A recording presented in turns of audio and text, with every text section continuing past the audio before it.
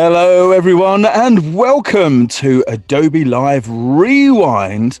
Today with Weronika Rafa. Hey, Weronika, how you doing? Hi, everyone. I'm okay. How is everyone? How is the chat? I think the chat is really busy right now. In fact, I don't think I know because it's right in front of me here. So there's plenty and it's really, really busy already. So first of all, if you're watching on YouTube, that's just fine.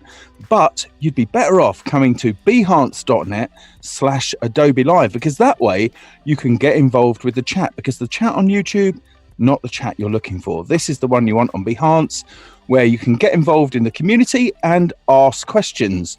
And just before we get started, I'll just give a shout out to some of the people we've got here already. So we've got Andreas, we've got Stuart, we've got Kirsty, got Robert, we've got Brian, we've got Angus, we've got Ash, we've got Stuart. I think I might have mentioned Stuart. We've got Caroline. Hi, Caroline. Might be two Stuarts. Might be two Stuarts, it's true. Yeah, that's it. I could have got myself out of that one really quickly, but thanks for the assist. We've got Sean. Hello, Sean. We've got Gareth here as well. And yeah, plenty more. And they're chatting away. So they've all apparently had a pretty good weekend, I think. So. Oh, great. Yeah, because really it's good. Monday morning, Monday afternoon. Depends where you are. True, absolutely. Yeah, and in fact, it's 11:30 at night for Steve Festus Kosoboom, who joins us from New Zealand. I think he's in there somewhere. I think I saw his name. We've got Wojtek as well. Yeah, so plenty. That's really good. Well, welcome, everyone. So, Weronika, it's great to have you back. Really great to be here. Hello again, 1 week after. I know, it's so good. So, in this rewind session, what are you going to be sharing with us? That's what I want to know. So my last session, I shared some of my, so these are the slides that I showed you during my last session. So just for the new people who are joining, I'm a freelance graphic designer and I work a lot with brands and typography. Currently, I'm based in London. But during my work as a designer, I worked for studios, agencies. I was an in-house graphic designer and a freelancer as well. So last week, we talked about my creative process and different mistakes I made along the way since I started being a graphic designer 8 years ago. And these are the mistakes in a nutshell. And I showed you a lot of my projects, which tend to be very typographic. And as you mentioned, often black and white, which is how I like designing. So I thought that maybe today we will focus on a more practical session, and I'll try to show you how I create these sort of graphics in InDesign. And especially because you can see, especially for any type of very visible graphic, very typographic poster, if you are a designer, it's likely that you will have to create a legible and informative piece as well. And what I want to show you is that it doesn't need to be boring, but it does need to be typeset well. So today I'll be working in InDesign and showing you some of my tips and tricks, just very practical, how to create a backside of the poster like this. And then if we have time, we can talk about different typographic treatments and kind of chat about how to bring people's attention to your poster and how to make your poster special using typography. So yeah, let me go back to this one. That's cool. Yes, so this is actually, I don't know, this is something I can show you here. So this is actually a real poster I created a year ago, 2019. It was printed in gold. Nice. And it had, what I really like doing, it had this very typographic side. So these are quite wobbly letters which say inclusive, but on the other side, that was the informative part, which had to be both legible, but at the same time, which had to complement the event. So this is something I will recreate today. So let me open InDesign. There you are. That looked like a nice map fold on that poster as well, wasn't it? So was it designed to work like that, so you could use it as sort of pamphlet at the same time, and then yes, exactly. Yeah. So the goal, so let me just quickly show you here. So the goal of that was, because for the people who were here last week, you know that I was working at London College of Communication as a senior designer for 2 years, and that's previously London College of Printing. So they do a lot of printed graphics, a lot of different elements, and you would have, when you enter the college, or any of UIL colleges for that matter, you have a lot of these different pamphlets lying around. And it's okay to work with leaflets this size, but what we wanted to do, what I wanted to design, was something that would work both as a leaflet and later on as a poster, which you can put on the wall, like you can see behind me. So yes, so let's just start. Let me open my InDesign file. And originally, just to be honest, like I had big dreams for our meeting today, so I thought I could show you how to design posters, how to design a leaflet. But when I was timing myself yesterday during this talk, it just turned out that typesetting the text really takes a lot of time. So let's just do this one first. You know what the great news is, right? With that, you know what the upside of that is, don't you, Veronika? What's the upside? It means we can have you back again. Oh, that would be cool. Love to be back. That would be awesome. Okay. Yeah. So let's just, I've been accused that sometimes when I'm trying to explain things in InDesign, I assume people know more than they do. So if there are any questions, please interrupt me. And if anything is uncertain. Okay, so here's the poster we'll be working on, and this is how it's typeset, but I'm gonna recreate all that from scratch. So this is my InDesign screen. And just before I start, maybe I would, for everyone who loves Illustrator, who loves Photoshop, what I can say is that I'm using InDesign whenever I need to typeset a larger part of text, or whenever I need to just check out different typographic treatments. And of course, you can do, to a degree, I would say you can check different typographic treatments in Illustrator, but whenever you have more than one paragraph of text, I think InDesign is your friend. And what I have here, so that's the basic InDesign window, and something I would really recommend, which could make your work easier, is creating your own workspace. So you can see I have a workspace with my name, Weronika. Yep. And what it means is that whenever I'm working, because every designer, everyone has their own habits and their own windows and tools they're using. So I collected all the tools and all my favorite windows I'm using here on the right. And this is the workspace I use most often. So you would have, so what I have here are different character paragraph styles, obviously needed whenever you're designing a typographic piece.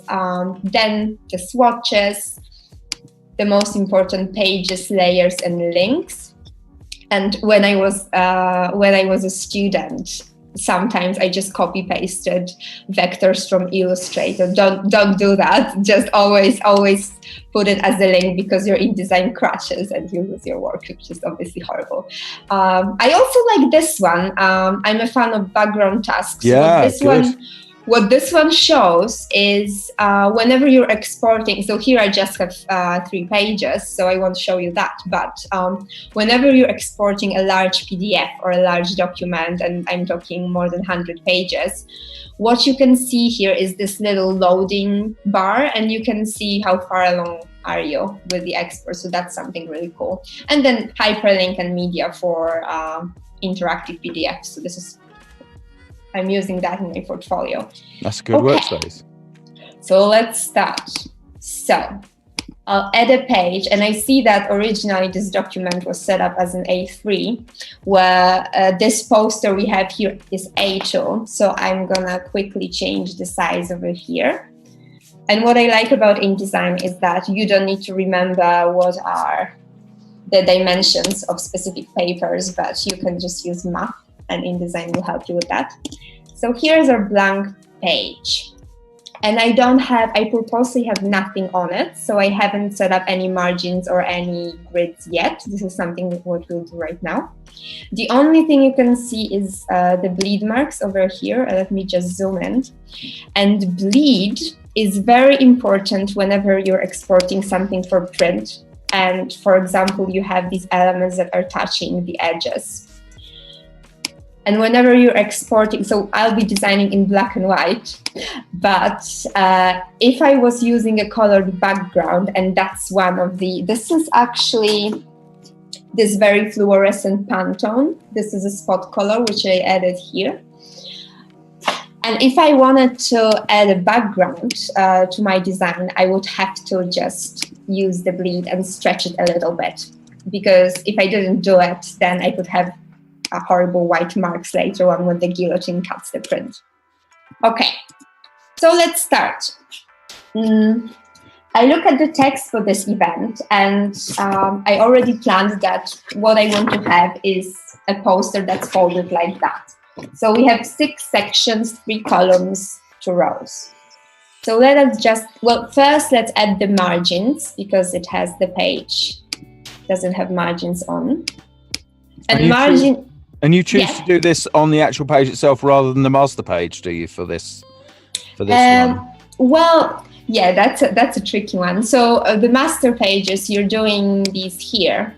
And I normally use master pages when I'm designing something with more than 1 page. So if I was working on a book or a magazine, I'll definitely use a master page. Yeah. But whenever I'm working on a typographic poster or a leaflet, then my way of working is just copy pasting things and trying a new design on a new page. So that's why I might change the layout on another page. So this way I'm creating it as I go. But again, this is my way of working. So someone else might prefer it the other way around.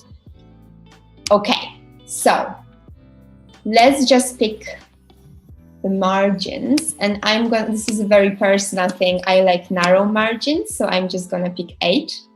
And one interesting fact, something I discovered, is that margin preferences, they are often very country related. So when I was in Germany, they would do very narrow margins, whereas in England and in Poland, the margins tend to be bigger.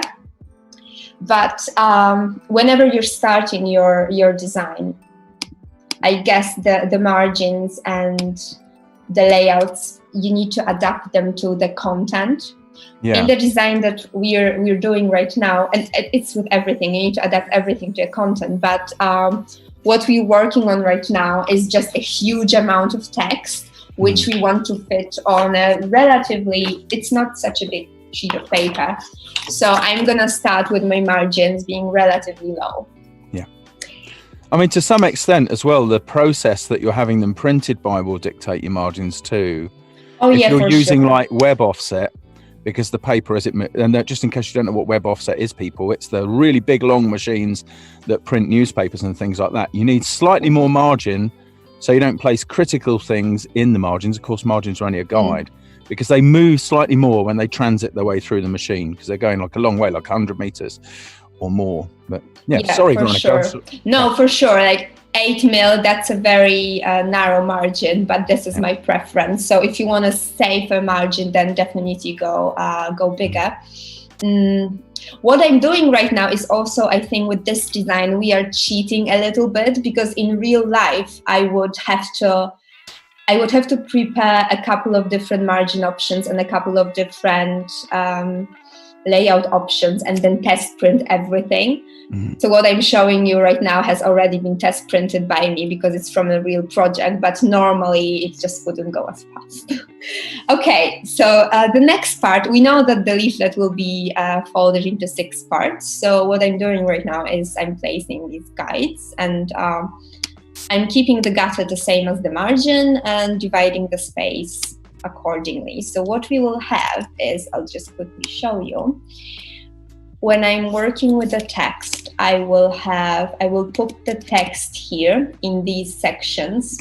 Why is that important? It's It matters because you really, unless this is your design idea, you really don't want the text to go through the fold because it's not comfortable for a reader to look at the text later. Yeah.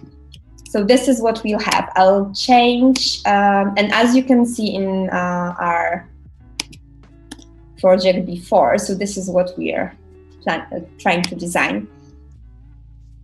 I thought of placing the main name of the event and the description of what academic support events for autumn are here in this first section, whereas the biggest part of text will just flow through the other frames. So let's just, for now, let's keep this part of the text, of the layout, let's keep it black, and we'll use these rectangles, we'll change them into text frames, and I'm just using text tool for that. And right now, really, we don't need to wait, and I can just copy the text, which I'm opening right now. I'll show it to you. So this is the text for the leaflet. Let me just copy it and come back to my InDesign and paste it. Right, so what happens, that's the automatic way of pasting in InDesign. So what happens is just, it doesn't have a typeface yet. This is just, this is the automatic typeface, and it was pasted to this one frame. You can see this little plus here, and if I click it, and if I attach it to another frame, let's get out of, oh, right, by the way, so what I'm doing here, jumping through, I'm just pressing a W key, and this is jumping between the editing mode and the preview mode. Yeah. So maybe let's just keep it like that, because then you can see the frames. And I know, yeah. Sorry, I was just going to, do you mind if I just share what I think will be a useful tip with you? Oh, yeah, for sure. Do you mind? Could you just, you know, the last two text frames you created? Yes. Could you just delete those just for a second so it goes back to overflowing from the first text frame? Okay, sure. And the ones with text in, those two as well. So that one on the left there and the one on the right at the top. You don't mind, do you? Yeah, no, that's fine. That's so cool. will you tell me about click on like the master frames? Click on the overflow port just there. Yeah. Okay. Now come over to, as if you were going to click, don't click, but come over into the next area that you're going to place text in. So over here. Yeah, just hold down shift. Oh, right. Oh, and now click. And that's, actually you should have just clicked. Just clicked rather, no, rather than drag. So just undo again. Okay, hold on. Now just hold down shift and click. Like because your margins, my bad, sorry. Okay, carry on. Okay.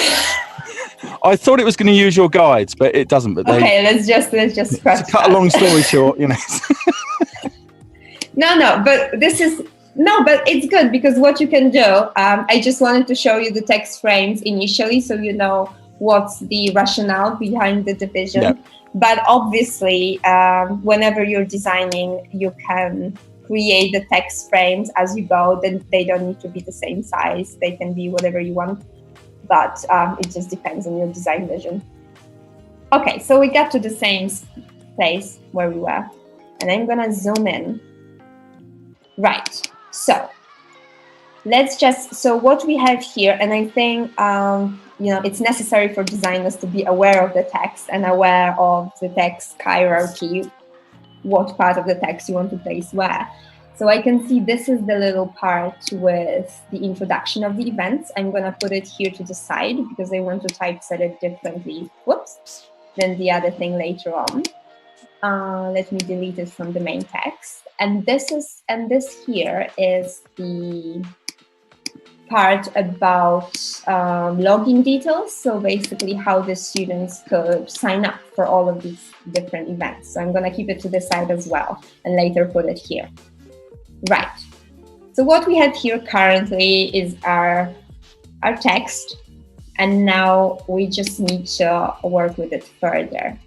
So before we started, I created a body text copy, and that's the body text character style, and that's something I applied here right now.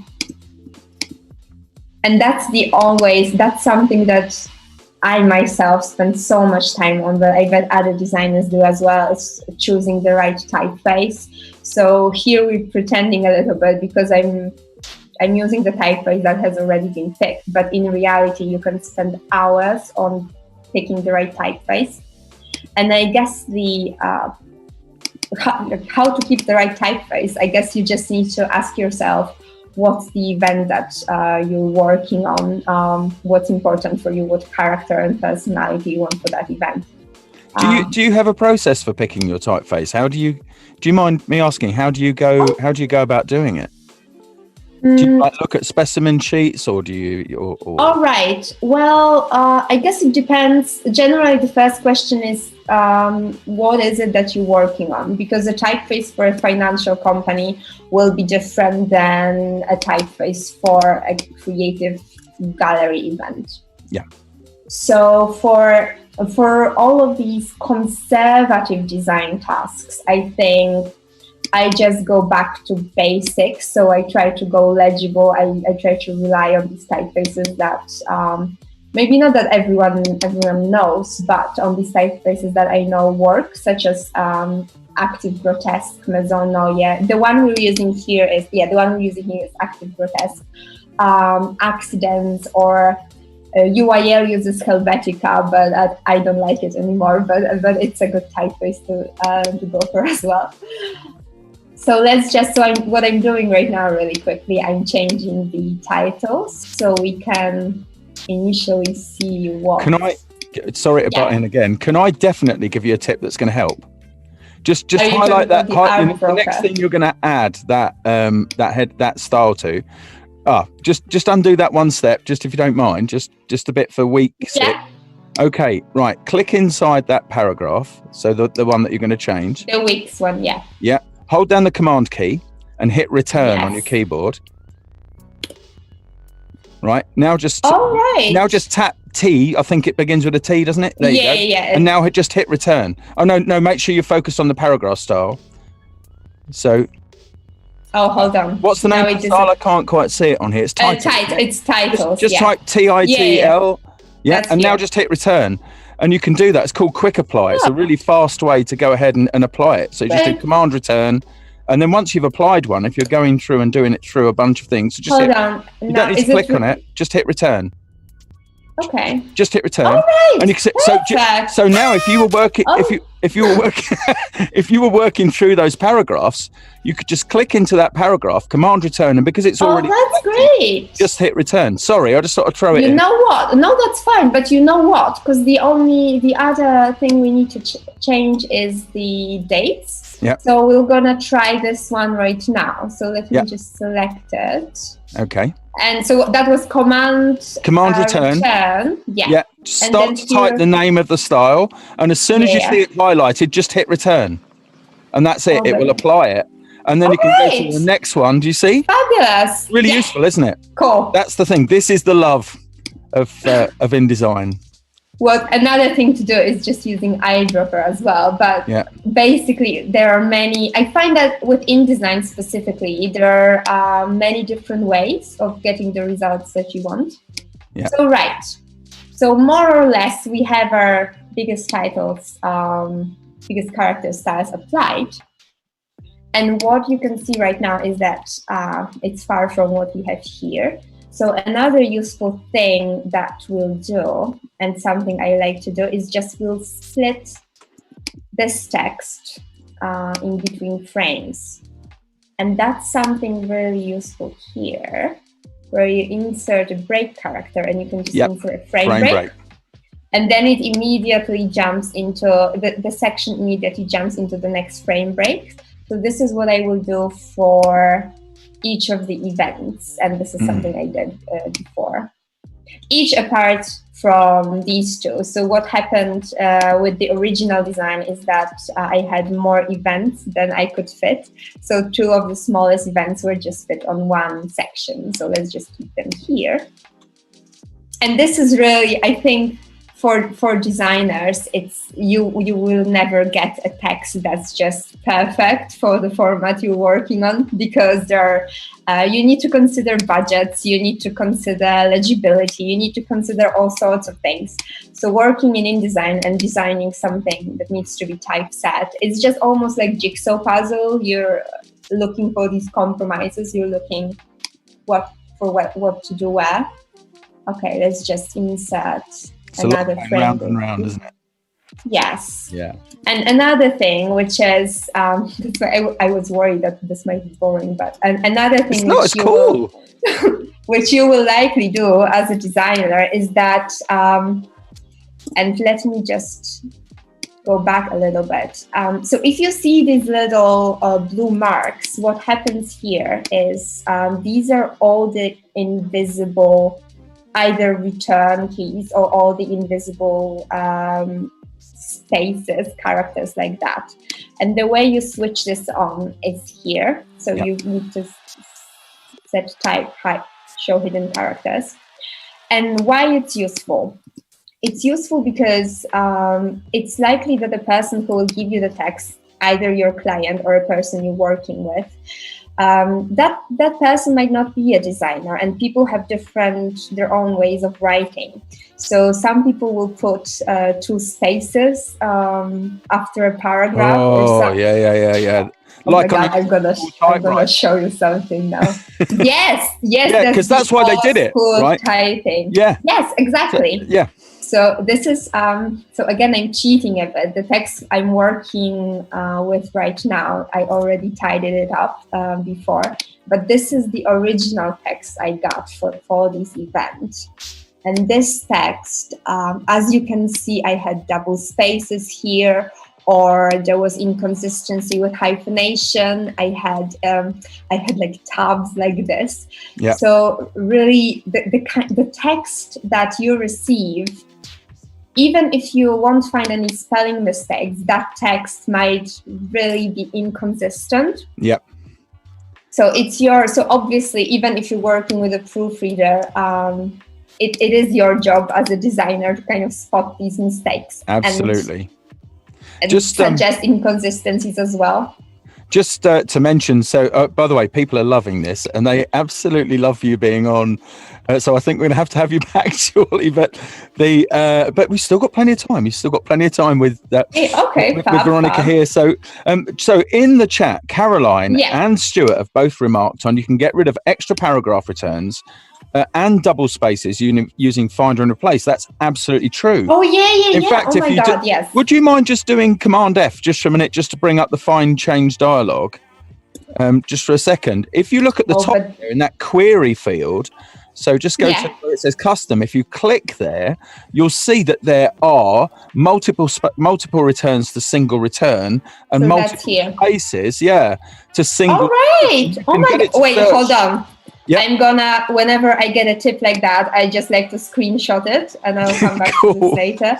But it's so useful. Oh my God, amazing! I know, right? But when you see the field, it has this, because that's using a language called grep, which is global regular expression print, or some people call it global regular. parser. I wanted to talk about grep as well, but I use it mostly to managing objects, not typography. But it's a very powerful thing. I don't quite know if I understand a lot of it, but it's a very good one. Okay, so where am I right now? Right, so so another thing, what I'm doing right now is basically I'm making this text more legible, more user-friendly. So I'm adding line breaks right now. So let me just quickly, and this is I'm saying quickly, but this is the part that actually takes so much time whenever you're working on the text. And as a designer, you can honestly spend hours working on a text. And that's why all the little tips help, right? That's God. And then, for sure. And then it's not even as visible for anyone else other than other designers, which is, Well, there's a saying, Weronika, that says when you do something well, nobody notices it. Oh yeah, for sure. And I think especially with typography, that's very, and someone once told me that it's also true in theater, but I think especially with typography, it's very true, because you can't really see if a book or a newspaper or something was typeset well, but you definitely can see it when it wasn't. The thing is, if you'll that. know if you can read it without too much effort. If you can read it for a longer time and your eyes don't get so tired, that's when it's been beautifully typeset. Let me just answer a couple of things here. So Sandrine is saying, in fact, you can answer these. I don't know why I said I'll answer them. You can answer them. Go ahead, because I'll find you the text. Do you always do hard returns instead of setting the leading accordingly? I think, Sandrine, what you're talking about there is paragraph spacing. So the spacing between paragraphs, and that's a different attribute. Leading is the interlinear space, so the space between lines, as I know you know, Sandrine. But the paragraph spacing is a different thing, and it makes sure that you don't have any of those redundant paragraph returns in the middle. So you've just got good spacing there. When did they drop double spacing? Asked Jackie. 1979. Right. Really? No. It was shortly after that. It was at the beginning of the 1980s. So what happened for this desktop publishing? But before that, because what happened on typewriters had monospaced fonts, right? So all of the characters on the keys occupied the same width. And to make the differentiation between a period and the start of a new line, you would be told to do 2 spaces afterwards. But as variable width fonts became available, variable space between characters became available, that became redundant. But it doesn't matter if you were taught to type in that way. A few people are remarking on that in the chat, because Weronika has just shown you've got a method to deal with it. So there you go. It's all good. I guess just something to remember is that the text you will receive will be different, because people have their own habits and they have their own way of writing. So also as a designer, it's important to make the text consistent with at times brand guidelines, but also with the text itself. So for example, this particular text that I received, what it had initially, it just had this way of writing the date with th, but the UIL brand guidelines at the time had their own specific way of writing the text, of working with dates. So it's just like all of these different bits, which are again invisible most of the time, but really visible when they are wrong. So let's see what else I did here. Okay, so I added more space over here to make it slightly pop, that part. So let me just do that as well.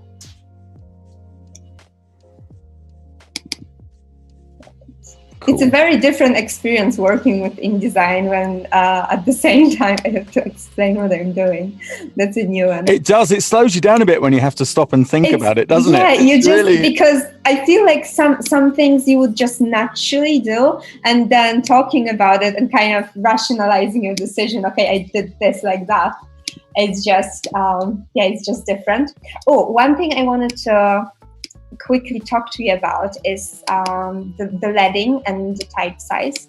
So here I'm using type size 11, and my leading is 13.2, and that's again, I would say how you pick the leading that's right for the type size. I would say that the best advice for that is just test and test again. So you're printed, you stick it on a wall, you step back, and you're trying to think whether this is comfortable for my audience to read.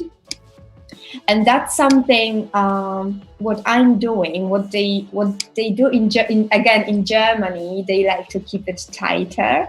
So for example, if you have type size 11, what they would do is just they would put 11 here, and again using math, so you just multiply it by, they do either 1.1 or 1.2, which is what we are using here. But whenever so that's for the body text, right? And that's, I think, multiplying it by 1.2, even 1.3, that would be probably a good legible combination for your body text. But whenever you're working with that type as image title case, then it needs to be tighter. Because what happens with, I mean, it won't be a disaster, obviously, but... Do you vary that? So when you're coming across a font that has, whose characters have a really X height, do you sort of vary that and sort of eyeball it and just say, that particular formula may not work for this, so I'm going to actually bring it up? For sure. Yeah. So this particular formula I just described, I think it would general rule of thumb, right? It would work well for sans serif typefaces, so the kinds of active grotesque, accidents, Helvetica. But right now, and what I really personally love is also, let's just maybe, hold on, I'll just copy it and let's just try a couple of things. That will be a short break in our main design. But whenever you're working with very experimental typefaces, which are so cool right now, and there are so many type foundries that do this well. Hold on, let me just select it. So like things like this. Oh yeah, they're super right. cool. So you I love the numerals. Oh my God, this is actually a typeface. I can send you a link somewhere. Just as a typeface designed by my friend Charlotta.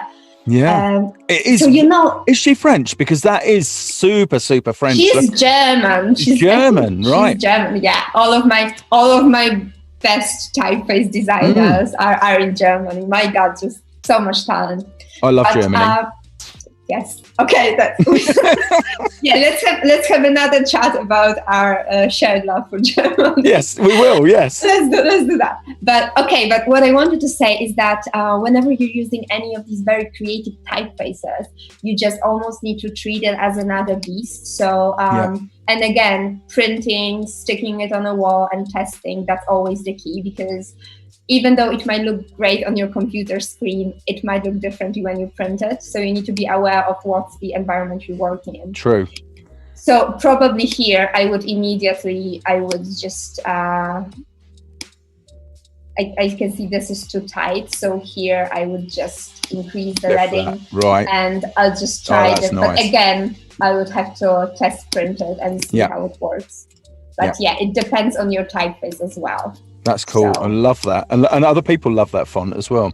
By the way, Caroline is just saying you can search on X height with Adobe fonts, which is a great feature. That is absolutely correct. So when you're searching Adobe fonts, either in-app or in browser, you can do things like optical weight. You can do width of character width, so general character width.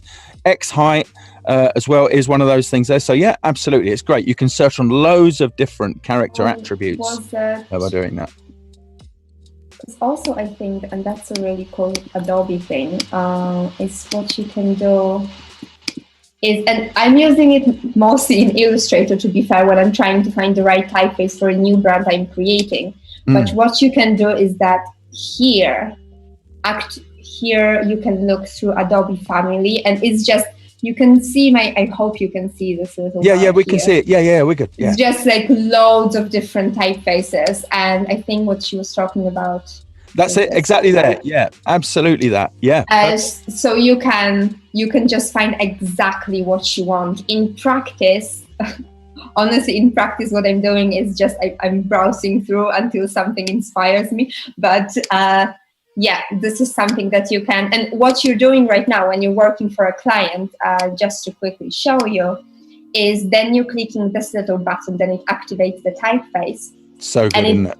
And how is it? Because it doesn't mean that the typeface is bought. The client would still have to license it, right? But the client would, if they're going to use it, unless of course if your client has Creative Cloud complete, then it would activate for them. But if you had a client that needed the font, they would have to license it separately. Yeah, sure. Absolutely. Do you know how much? Well, actually, I don't actually know the true answer to this, but I've got to tell you, when Adobe Fonts first started, because originally it was Typekit and became Adobe Fonts. Yeah. Rufus Deutschler worked out the cost of licensing all of the fonts in that collection individually. Now, there are a lot more fonts in that collection than there were then. But even at that time, so in 2014, around about then, he worked it out. If you were to license all of those fonts individually, it would cost you $56,000. Oh, really? That's how much value you've got in a set. It's just nuts in there. Nuts. Oh, to be fair, I thought you would mention millions or something. I thought it would be more expensive. Well, do you know these days it probably is. Bargain. Probably is. but that was what it was like in 2014, so 6 years ago. So just because right now, so what I'm actually not proficient in that, but the work that goes into type designing is just so many hours, so many meticulous combinations that honestly good typefaces are worth the money. Absolutely. But it's insane. It's insane. Type designers are insane.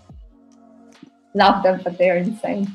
All right. So what I'm doing right now, I'm just I'm just kind of playing with this hierarchy that I set up for this event. And this is what I did in the original print. So all of the dates were bold. And this is something I'm just changing quickly with the eyedropper. Using this event. Right. No, I love talking about type, but don't be worried whenever you're picking a typeface for your job or a brand, it does take time. Oh, and of course there's the Type Conference in Berlin. Have you ever been to the Type Conference in Berlin? You mean Typo Berlin? Yeah. Yeah, yes, Typo Berlin, that's the one. How should we call it? This Type Conference? Okay, all right. I was just because I remember watching the one where Draplin was there talking about his stuff. Typo Berlin, that's it. Thank you very much. Yes, I love I think I've been there once or twice. Take some more medicine now. I'd love to. All right. So what? One other thing I'm doing right now, and again, I love playing with text. It's taking hours. It's just I'm looking at the rag as well, and it's just whenever I have things like that, widows, orphans, and even rags. So, for example, in this case, the sentence is starting. Just this one word is here. I'll just move it to the other side, but that's honestly that can take hours if you're really meticulous. And then what InDesign lets you to do is you can control hyphenation, and you can control, to a degree, you can control the column and the rag, how it looks, but then that needs to be you need to consult the person who wrote the text, I would say, because sometimes they might want hyphenation and something. Do you use those options, so the spacing options inside of the style options? So the thing for preventing hyphenation, you can actually set the optimal widths for your characters. Do you ever use that? And it slightly changes the calculations. There's two composers. There's the Adobe single line composer, which just analyzes a line at a time, and the multi-line. Hold on. So that's because I want also one thing I will do here. This is just I'll change that because we have through the same word 3 times in a row. So let me just play with that. You know what? I think again I use more paragraph and more character options whenever I'm working on a large piece of text. Yeah. So that would be a book or a magazine. If I was doing a tutorial on a book or a magazine, that would be a completely different story. What I'm working on right now, that was planned to be a one of print. So when I was designing it, I was more thinking as I went, basically. But for any larger piece of text, you absolutely have to kind of get friendly with all these options. Another thing probably worth mentioning is that which typesetting method what paragraph style to choose, whether we want to justify or left align. I would say left aligned is the safest because that's the most natural way we're reading. But again, in Poland and in Germany, my clients always like to have text justified. And that's, let me just quickly copy it here. So justified, what it means is just obviously that. All right, here I have enter, so let me just do that. And what you have over there, you can manage it to a degree, but what you have in paragraphs is that you often justified text often create these sort of corridors. Rivers. Yes, or rivers. There are so many names for typographic mistakes. Oh my god! And it's what you can do. And again, I have here. I brought some prints. So this is like a book. An annual report I did 2 years ago. And here you have the text was justified. That was for a Polish client. So if your client really wants the text justified, what you do later on is hit them. You can is it hit them? No, don't hit them. Never do that. No, let's just take a break and say no to violence. But what you do, you can manage justification and you can manage those rivers here. Yep. And you just manipulate these bits. So you would put like -5% here and. Sorry. Awesome. And 10% here. Why didn't that work? All right. And then you can really, if you set preview, then you can really see how it changes. But then again, whatever you do with the text, test print, stick on the wall and look at it. So that's my mantra for today. Okay. So I think like this text is more or less set. What we'll do, another thing we will do is I'll copy paste this mark using, what am I doing? I'm doing Command, Alt, Shift, and V, and then it places exactly in the same place. And what I also had here, let me just copy that one. So, that's another thing, that's probably unconventional what I did here. Which is I rotated that part of the text 90 degrees to the left. And let me just do it right now. And the reason why I did this was first, that was the design idea. And this is why I wanted to have a different text hierarchy to sort of make this first part different than the rest and more prominent. But also that's it, with the type size. As big as this, that was my tricky way to manage the rag a little bit, because it always looks, if it was in a column like that, then it wouldn't be as comfortable for the reader, because then the column would be much narrower. And again, that's not a mistake, but that was sort of my editorial decision to make it first different than the rest, but then also kind of more user-friendly. Yeah. Because my audience for this leaflet were basically the students, and many of them English wasn't their first language, so make it clear. It had to be even more clear and even more user-friendly than I normally would do it. Like for Typo Berlin, you could probably do something crazy. Go nuts. But, exactly. But here, what I did was that. And just if we wanted to do it exactly the same way as we did before, I'll just quickly include the same spacing here. When you're Are editing, there any questions? Yeah. I can probably find a couple out in just a second, but people are just really just commenting and just enjoying it. Just a quick question. I noticed when you're working with text on its side, you're doing this a little bit, leaning over. Oh, right. Oh, you know what? I think, do I?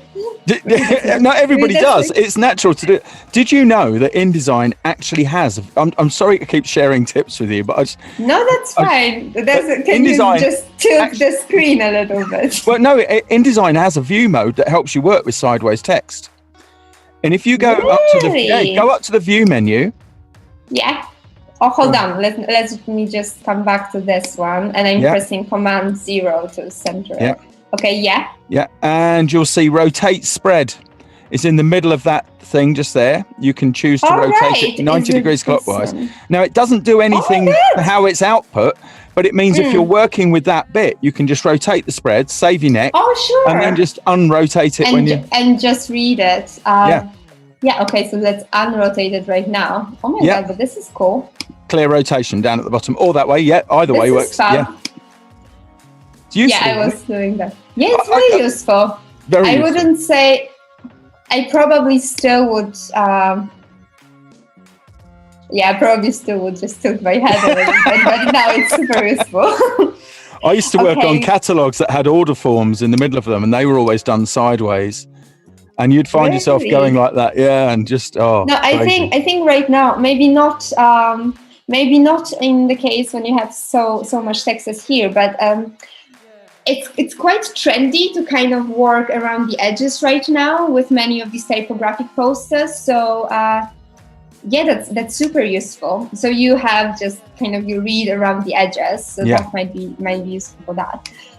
Okay, so just one other bit that I added were these rectangles, and I did it because again, their first function was to, I'll just copy it from the first design.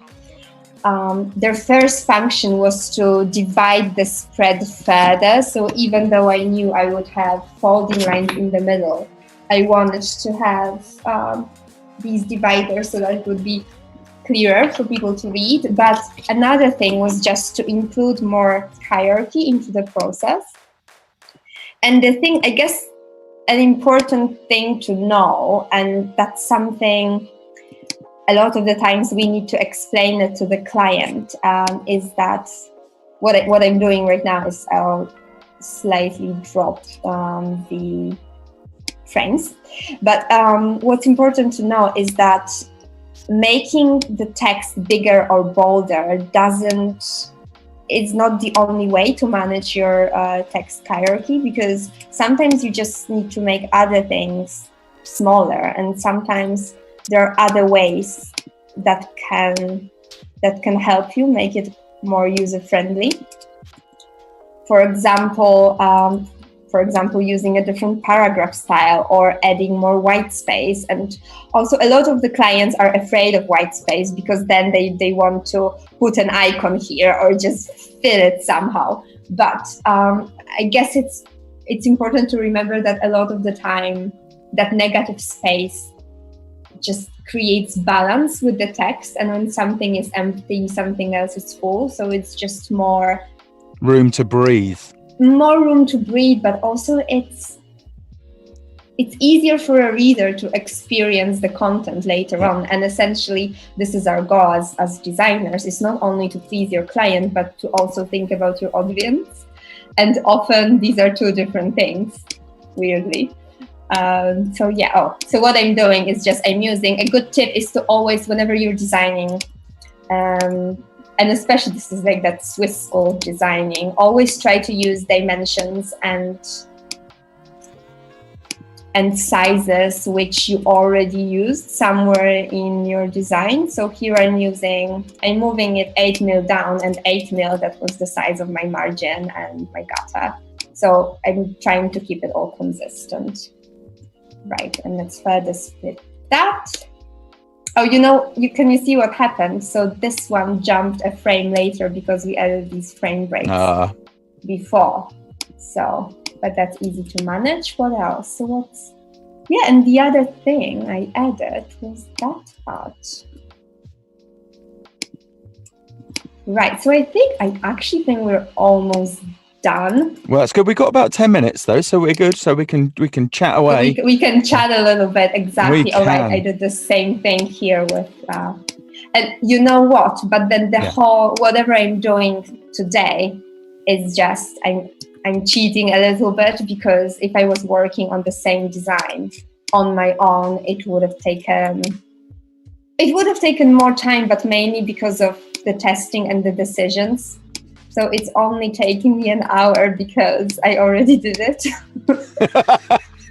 This is, but at least we've had a really, really valuable insight into the way that you've thought about it and brought these things together. That's the thing. And really, there haven't been that many questions. Just a lot of appreciation for you and your work. People really, really enjoying it. I think because we always. And I guess I'm guilty of that as well. So I tend to focus on designs such as the ones that are behind me, and I want to have everything big, flashy, and typographic, and just let's have it. But this side of typography is important as well. Yes. And you need to combine the flashy and the very creative and the wow part with something like that. And one shortcut that I really love for presenting is Shift W, and then just presentation mode. So then it looks really lovely. I guess maybe before I finish, I'll quickly, like, I do a mock-up exporting of this. So that's page 4. So what I would do, so when you're exporting for print, for everyone who, let's just do like test print. For everyone who's afraid of that. And I know, like, printers are lovely, but they can be scary as well, especially if you don't have experience with exporting for print. Always talk to your printer. That's the best advice. Oh my God. Yes. Yeah. When I was a student, I was sort of hoping that one day I will be this, big designer that would just know how to export for print, and I would know all the rules and all the tricks. But the thing is, each bloody printer, they just want the things exported differently. That's so you true. need to learn again. Like I even had a printer that wanted open InDesign files. So it's just, I guess the most important bits for me, and at least at London College of Communication, were just this part here.